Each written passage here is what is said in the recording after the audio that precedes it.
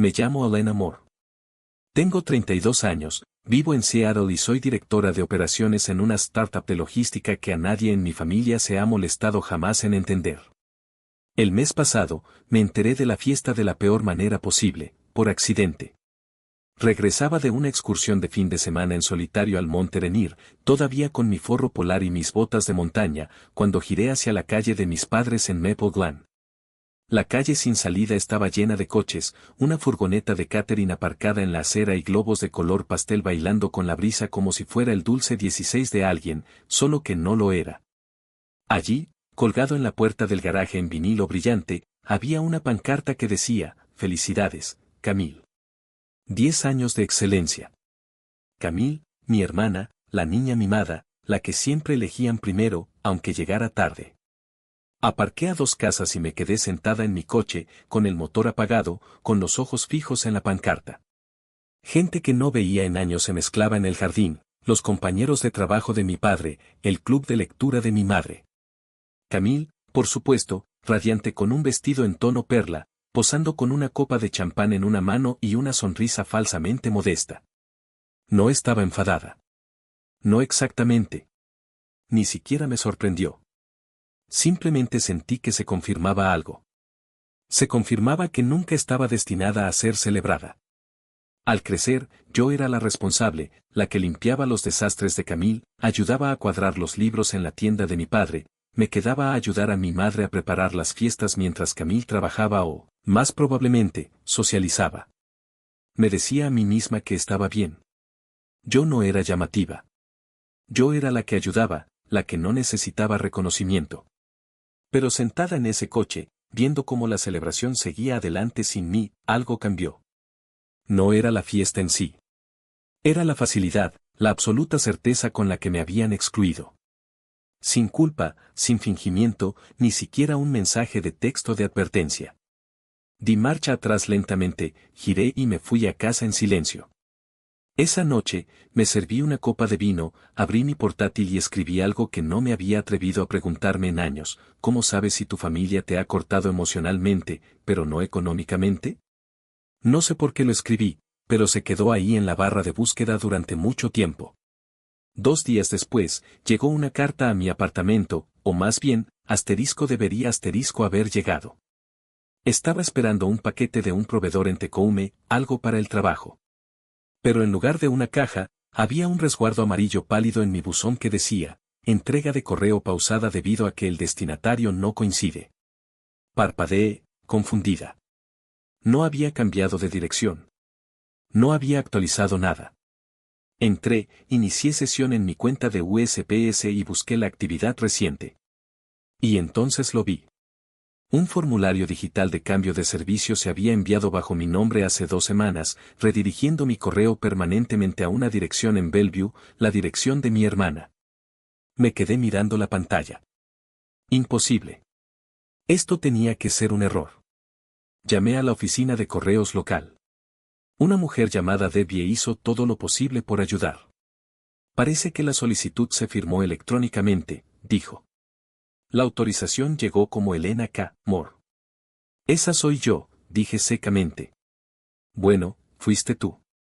Podía oír su vacilación. No era la primera vez que alguien era suplantado. No lo fui, dije, y no tengo segundo nombre. Oh, hubo un silencio entre nosotras, pesado, incómodo. Presentaré un informe, añadió rápidamente, y le sugiero que vaya en persona y restablezca su entrega. Traiga una identificación y tal vez pregunte a quien envió ese formulario. No necesitaba hacerlo. Ya lo sabía. Esa noche, recibí un mensaje de voz de un número desconocido. Estuve a punto de ignorarlo, pero algo me obligó a escucharlo. Recibí una llamada de Thomas Albrecht, el abogado de la familia Moore. Su mensaje era sobre el papeleo del fideicomiso, mi parte. Decía que habían pasado más de 3 meses desde que me lo enviaron y no habían recibido respuesta. Me pidió que lo llamara lo antes posible. Me quedé helada. ¿Papeleo del fideicomiso? No había recibido nada. Lo llamé de inmediato. Su tono era educado, pero brusco, como el de alguien que lidia con demasiadas crisis silenciosas a la vez. Lo mejor será que nos reunamos, me dijo. Hay algo que debes ver. A la mañana siguiente, pedí el día libre y conduje hasta su oficina en el centro de Seattle, un edificio altísimo con olor a café rancio y dinero frío. Me recibió en el vestíbulo y me acompañó a una sala de conferencias sin ventanas. Quiero aclarar algo, comenzó, colocando una carpeta sobre la mesa.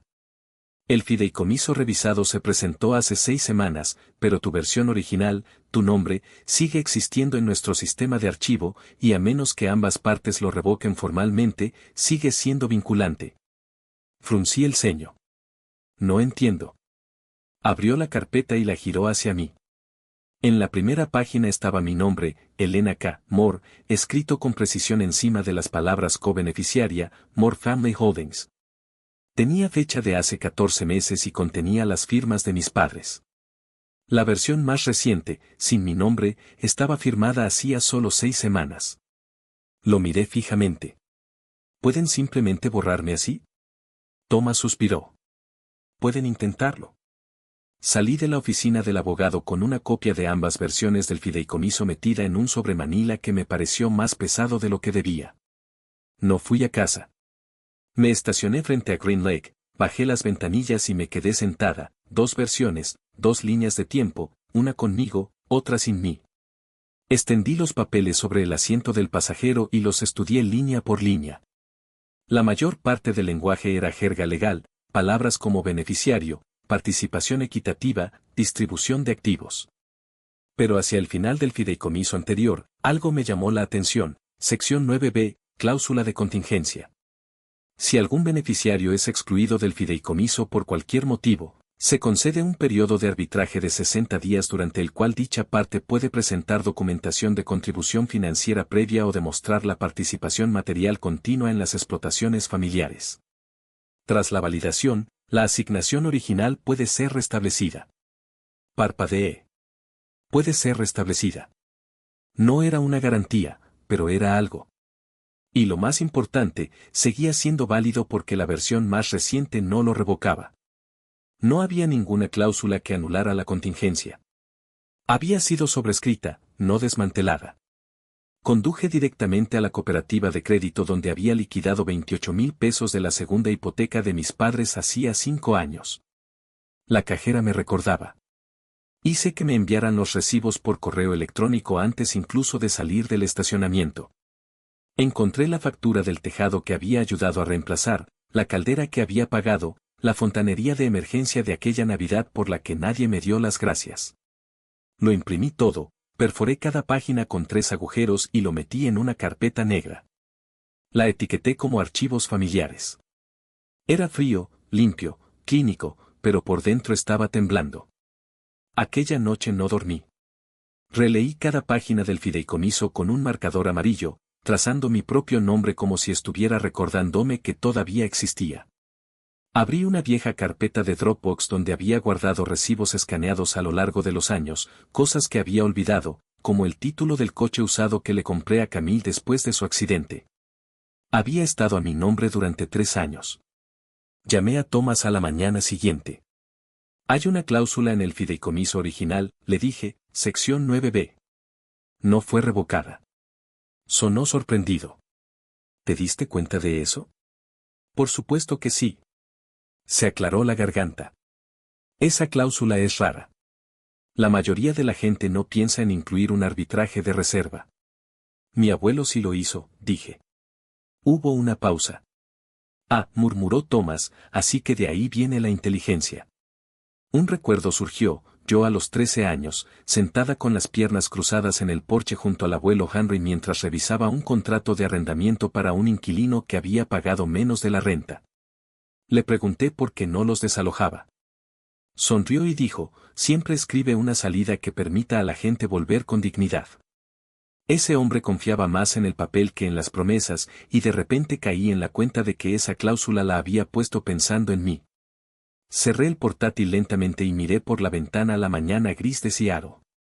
Lo habían puesto todo a nombre de Camille, pero el contrato aún me incluía a mí. Pensaron que me habían borrado, pero la tinta decía otra cosa. No anuncié mi visita. Mis padres celebraron su comida dominical de costumbre el fin de semana siguiente, y yo llegué con una tarta comprada en el supermercado y una botella de Cabernet que sabía que no beberían. Era el tipo de contribución que decía, sigo las reglas, sin amor horneado, sin calidez implícita. La casa olía igual, pollo al romero, ambientador de lavanda, y el ligero olor a quemado de algo que se había pasado un poco. Familiar, pero no hogar. No lo era. Mi madre estaba colocando platos en la encimera, dando instrucciones a una chica que no reconocí, probablemente una de las becarias de Camille. Cuando me vio, su expresión se iluminó con una sorpresa fingida. Elena, no sabíamos que ibas a venir. Claro que no. He traído el postre, dije. Lo cogió y lo dejó en la encimera sin mirarlo. Camille apareció desde el pasillo con un vestido rosa suave a juego con su esmalte de uñas. Hola, dijo con esa voz melosa que usaba cuando había cámara cerca, ¿has llegado? Tenía el día libre. Qué bien, respondió demasiado rápido, te hemos guardado un sitio en la mesa grande. Parpadeé. La mesa grande. Cuando era niña, ese era terreno sagrado reservado para invitados, familia lejana y gente importante. Normalmente me sentaba en el sillón de la esquina con el plato en el regazo, pero hoy me habían sacado una silla como si fuera una persona importante. Me senté en silencio. La conversación zumbaba a mi alrededor, galas de recaudación de fondos, renovaciones del jardín, la reciente aparición de Camille en un podcast local sobre mujeres emprendedoras. Yo no dije nada, solo asentí, sonreí cuando se esperaba, pinché la ensalada con el tenedor sin saborearla. Y entonces Camille se levantó. Dio un golpecito en su copa y pronunció un pequeño discurso sobre la resiliencia y el legado. Me siento honrada, dijo, con los ojos brillantes de una sinceridad calculada, de continuar el trabajo que mis padres empezaron. La Fundación More significa todo para mí. Aplausos educados. Mamá se secó los ojos. Papá miró su servilleta como si se hubiera memorizado sus pliegues. Nadie me miró. Después de la comida, recogí los platos sin que me lo pidieran, reflejo, memoria muscular. Mi padre apareció a mi lado en el fregadero. No tienes que hacer eso, dijo. Ya sabes que Camille tiene ayuda para todo esto ahora. ¿Se ha hecho cargo? Por supuesto que sí. Coloqué el último plato en el escurridor, me sequé las manos y me giré hacia él. Es curioso, dije en voz baja, lo fácil que es hacerse cargo de algo cuando otra persona ya construyó los cimientos. No esperé a su respuesta. Subí al baño de invitados, el que pinté hace 6 años después de la operación de mamá. Todavía olía a lavanda y serrín de pino, y todavía no se sentía mío. El baño de invitados no había cambiado, las mismas toallas de mano azul pálido, la misma jabonera de cerámica con forma de concha marina. Y en el dorso de la puerta, aún colgada, estaba la placa decorativa de madera que le compré a un artista local que decía, el hogar se construye, no se hereda. Recuerdo habérsela regalado a mamá después de su operación. Me había abrazado, con los ojos vidriosos, y me había dicho, siempre sabes qué decir. Ahora me preguntaba si siquiera recordaba que fui yo quien se la dio. Abrí el botiquín sin ninguna razón, quizás por costumbre. Detrás de un ibuprofeno caducado y un recibo arrugado de Trader Joe's, vi algo encajado en la esquina, un marco de fotos. Lo saqué lentamente.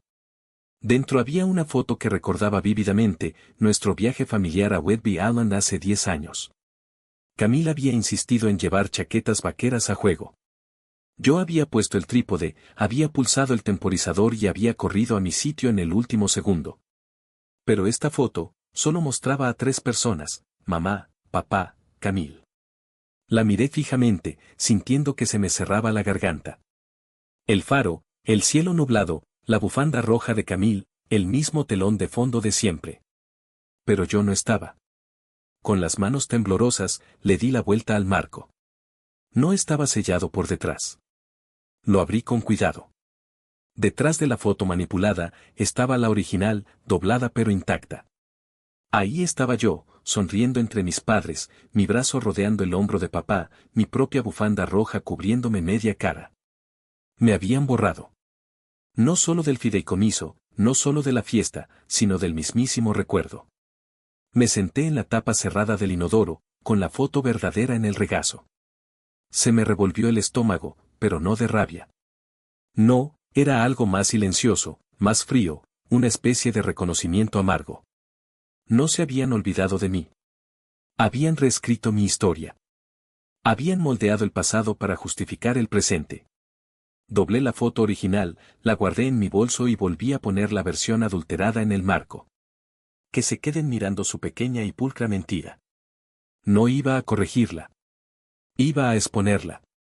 Mientras me levantaba, vibró mi teléfono. Un mensaje de Camille: no hagamos esto más complicado. Nunca debiste haberla tenido de todos modos.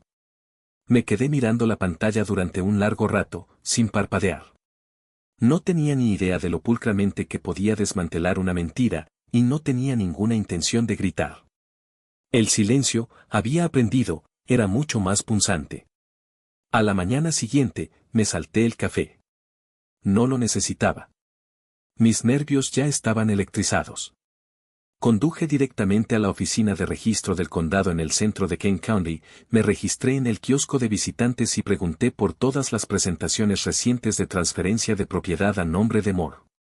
El empleado me entregó una tableta digital y me indicó una estación de trabajo en la esquina. El archivo apareció más rápido de lo que esperaba. Ahí estaba, la cabaña del lago cerca de Seal y Alum, el refugio tranquilo de nuestra familia para las vacaciones, los retiros y los intentos de reconciliación. Había sido transferida hace 3 meses de mi padre a Camille, título completo, 5 deudores. Me desplacé hacia abajo. La escritura había sido certificada ante notario el mismo fin de semana que papá fue hospitalizado por un pequeño derrame cerebral. Recordaba la fecha porque yo lo había llevado a la atención de urgencia. Nos habíamos sentado uno al lado del otro en silencio mientras él apretaba una botella de agua y murmuraba que el hospital estaba demasiado frío. No había firmado nada ese fin de semana. Estaba segura de ello. Hice zoom en la firma, Ronald D. Moore. Los bucles eran parecidos. El ángulo casi correcto, pero no del todo. Parecía practicada. Había visto esa firma durante décadas en los permisos escolares, los cheques, incluso en las tarjetas de cumpleaños. Esta parecía la de alguien que intentaba imitarla de memoria. Imprimí una copia y la guardé en mi carpeta. A continuación, busqué la información del notario, un servicio de notaría remota registrado a nombre de una mujer llamada Lauren Bell. Parpadeé al ver el nombre, la excompañera de habitación de Camille en la universidad. Me recliné en la dura silla de plástico y dejé que el silencio me envolviera. No sentía ira. Todavía no. Una frialdad lúcida, una claridad gélida con la que había aprendido a convivir, fue lo que sentí. No se trataba de un descuido, de una simple omisión. Esto era una trampa, urdida con premeditación. Antes del mediodía, ya estaba en la oficina del señor Rowan, el abogado que había gestionado el patrimonio de mi abuelo. Hacía tiempo que se había jubilado, pero aún conservaba un despacho detrás de una clínica dental en Kirkland. Me reconoció al instante en que entré. Solías traer tu propio portapapeles a las reuniones, recordó con una sonrisa, estrechándome la mano. Tu abuelo decía que eras la única en la familia que realmente leía la letra pequeña. No perdí tiempo en formalidades. Coloqué la escritura y las copias del fideicomiso sobre su escritorio, le mostré la firma falsificada, las fechas manipuladas, el sello notarial apócrifo. Él frunció el ceño. Esto no está bien, murmuró, su voz cargada de preocupación. Y si tu padre no autorizó esto, podría desencadenar algo importante. ¿Qué? Abrió un cajón y sacó un expediente grueso, de color marrón. Un fideicomiso contingente, explicó, creado por tu abuelo a tu nombre hace 10 años. Un fideicomiso contingente, repetí, con la mirada fija en la carpeta que el señor Rowan sostenía en sus manos. Él asintió. Tu abuelo lo estableció para que se activara únicamente bajo 2 condiciones, si tu padre quedaba incapacitado, o si existía evidencia creíble de transferencia fraudulenta de activos. Golpeó suavemente la escritura falsificada con los dedos. Esto podría calificar para ambas. El expediente era extenso, pero la cláusula que me interesaba se encontraba en la página 3, redactada con el lenguaje meticuloso de mi abuelo, lleno de formalidad, elegancia y perspicacia estratégica. En caso de mala conducta con respecto a los bienes familiares, el heredero designado conserva el pleno derecho a solicitar el control exclusivo, sujeto a documentación y validación de testigos. Tragué saliva con dificultad. Mi abuelo me había legado un arma, no para la venganza, sino para la claridad. El señor Rowan deslizó la carpeta hacia mí. ¿Quieres seguir adelante con esto? Ya he empezado, respondí, con una determinación que me sorprendió a mí misma. Esa noche, extendí todo sobre la mesa del comedor, como si fueran pruebas en un juicio silencioso, 2 documentos de fideicomiso, recibos de hipoteca, copias de mensajes de texto incriminatorios, transferencias de escrituras fraudulentas, la impresión del registro notarial que demostraba la falsificación, la fotografía de la que me habían borrado digitalmente. Y luego agregué una última cosa, una nota doblada, con los bordes suaves y ligeramente amarillenta por el paso del tiempo. La había encontrado escondida en la parte posterior de uno de los libros de jardinería de mi abuelo después de su muerte. Nunca la había entendido completamente hasta ahora. Elena, la gente olvida los nombres, pero recuerda la firmeza. Tu voz no necesita ser fuerte para tener peso. Si un día esta casa ya no te hace lugar, no llames a la puerta. Entra con pruebas de quién eres. H. La releí 2, tal vez 3 veces. Luego la guardé en el bolsillo delantero de mi carpeta. A la mañana siguiente, había concertado una cita con una abogada especializada en patrimonio privado, alguien que mi amiga de la Facultad de Derecho me había recomendado para casos donde las cosas eran calladamente turbias. La conocí en una oficina minimalista, sin marcas comerciales ostentosas y con una vista al agua. Se llamaba Jeda Quinn, y leyó mis documentos sin una sola pausa ni ceja levantada. Cuando terminó, simplemente dijo, se metieron con la hija equivocada. Asentí. No quiero gritar, le dije. Solo quiero que se corrija el registro. Bien, respondió ella, porque nada corta más limpio que la verdad documentada. Pasamos las siguientes 2 horas preparando la moción, no una demanda, todavía no. Solo una petición para congelar todos los activos de la familia Moore hasta que los documentos del fideicomiso pudieran ser revisados en el tribunal testamentario. Antes de irme, Jada me entregó un bolígrafo. Cuando firmes esto, dijo, no solo reclamas tu parte, sino que reclamas tu historia. Firmé, y en ese momento, no me sentí victoriosa. Me sentí vista, reconocida, validada. La casa se veía exactamente igual, las mismas contraventanas negras, el mismo carillón de viento de cobre en el porche que mi madre insistía en que sonaba como equilibrio. Pero cuando salí del coche, con los tacones resonando en el camino de entrada, no me sentí como una hija que regresaba a casa. Me sentí como una testigo que llegaba para confirmar lo que ya sabía. Camila abrió la puerta antes de que tocara el timbre. Vestía de nuevo de marfil, ese color que tanto amaba, como si reclamar la pureza pudiera sobreescribir cada mentira. Te ves seria, dijo. Levanté la carpeta negra. Lo estoy. Dentro, la sala de estar estaba dispuesta como una escena de negociación, mi padre en su sillón reclinable, con los brazos cruzados, mi madre en el borde del sofá con una bandeja de bollos intactos, Camille de pie, erguida, con las manos entrelazadas como si presidiera una reunión de la junta directiva de una fundación. Coloqué la carpeta sobre la mesa de centro, sin siquiera plantearme sentarme. Esto, dije, sintiendo la firmeza de mis palabras, es el fideicomiso original, firmado y sellado. La cláusula de contingencia que su versión actual convenientemente olvidó anular. Esto, saqué una copia de la escritura falsificada, el papel crujiendo entre mis dedos, es ilegal. Y esto, dejé caer el registro notarial sobre la mesa, un golpe sordo que resonó en el silencio, conecta a su testigo con tu compañero de piso. Nadie se movió. Papá se aclaró la garganta, un sonido forzado. Elena, cariño. No, lo corté, la paciencia agotada, esta vez no. Camille dio un paso al frente, la sonrisa tensa, casi una mueca. ¿De verdad entraste aquí pensando que podías voltear todo con unas cláusulas viejas y una fotocopia? Busqué en la carpeta por última vez. La carta de abuelo Henry. No la leí en voz alta, no les daría esa satisfacción. Simplemente la dejé sobre la mesa.